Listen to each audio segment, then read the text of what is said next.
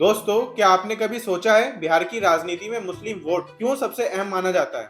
मैं अरमान और आप देख रहे हैं आंचलिक खबरें। हर पार्टी हर चुनाव में मुस्लिम वोट बैंक लुभाने की होड़ में रहती है, लेकिन सवाल ये है, वोट लेने के बाद मुस्लिम समाज की जिंदगी में सुधार क्यों नहीं आता?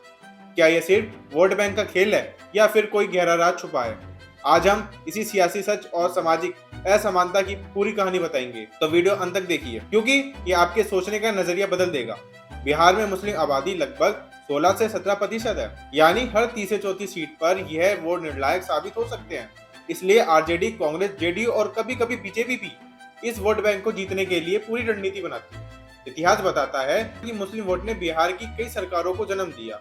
1990 में लालू प्रसाद यादव की जीत में ओबीसी और मुस्लिम वोट निर्णायक था। सन 2000 के बाद आरजेडी ने मुस्लिम वोट के सहारे कई सीटें हासिल की। लेकिन क्या सिर्फ वोट बैंक की राजनीति से समाज की वास्तविक तरक्की होती है? जवाब है नहीं। देखिए दोस्तों, बिहार में मुस्लिम समाज का वास्तविक विकास अब भी पीछे है। पढ़ाई लिखाई की बात करें तो लगभग 100 में से सिर्फ 60 मुस्लिम पुरुष और 50 मुस्लिम महिलाएं ही पढ़ लिख पाती हैं। नौकरी धंधे की हालत भी कमजोर है। सिर्फ हर 3 में से 1 मुस्लिम ही अच्छी नौकरी पाता है। गरीबी सबसे बड़ी समस्या है। लगभग 10 में से 6 मुस्लिम परिवार आज भी गरीबी की मार झेल रहे हैं। मतलब चुनाव के वक्त हर पार्टी वोट मांगने तो आती है, लेकिन असली काम, पढ़ाई, नौकरी और तरक्की की योजनाएं अक्सर अधूरी रह जाती है। इसी वजह से मुस्लिम समाज आज भी पीछे है। अब सवाल यह है कि पार्टियां क्यों मुस्लिम वोट बैंक के पीछे पड़ती है? निर्णायक वोट, कई सीटों पर अंतर केवल 5 से 10,000 वोटों का होता है।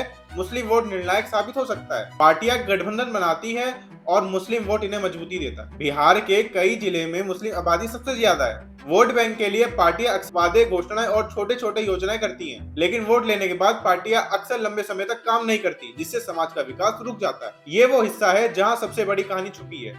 पार्टियां चुनाव से पहले धार्मिक और सामाजिक मुद्दों का इस्तेमाल करती है। चुनाव के बाद विकास योजनाएं अक्सर अनदेखी रह जाती है। मुस्लिम समाज में शिक्षा, रोजगार और स्वास्थ्य पर फोकस न होने के कारण पिछड़ापन बना रहता है। सिर्फ 25% मुस्लिम युवा अच्छी शिक्षा पा रहे हैं।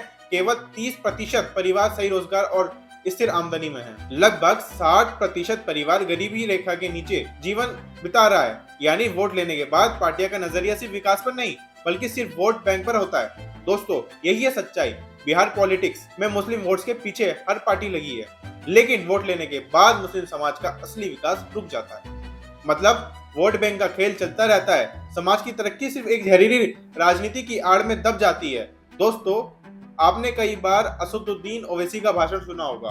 वो बार बार एक ही बात दोहराते हैं कि आरजेडी और कांग्रेस से चुनाव के वक्त मुसलमानों को याद करती है। ओवैसी कहते हैं, जब चुनाव आता है तो ये पार्टियां मुसलमानों के घर घर जाती है, वोट मांगती है, बड़े बड़े वादे करती है, लेकिन चुनाव जीतने के बाद मुसलमानों के लिए क्या करती है?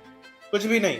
उन्होंने दर्जनों भाषणों में यही सवाल उठाया है कि मुसलमानों को सिर्फ वोट बैंक समझा जाता है। वो कहते हैं, हर बार मुसलमानों को चुनाव के वक्त बस एक ही लॉलीपॉप थमा दिया जाता है, वादों की मिठास चखाई जाती है, लेकिन असली जिंदगी में ना नौकरी मिलती है, ना शिक्षा की सुविधा, ना तरक्की का रास्ता। तो अब सवाल आपके लिए, क्या मुस्लिम वोट सिर्फ राजनीतिक ताकत बढ़ने का जरिया है या फिर समाज के विकास का माध्यम होना चाहिए? आपकी राय क्या है? नीचे कमेंट में जरूर बताएं। बिहार में मुस्लिम समाज की तरक्की के लिए क्या करना चाहिए? अगर ये वीडियो पसंद आया तो लाइक करें, शेयर करें और चैनल को सब्सक्राइब जरूर करें और बेल आइकन दबाइए ताकि आप सबसे पहले हमारी राजनीति और सियासी अपडेट देख सके। फिलहाल के लिए बस इतना ही। आप देख रहे हैं आंचलिक खबरें, अपनी खबर आप तक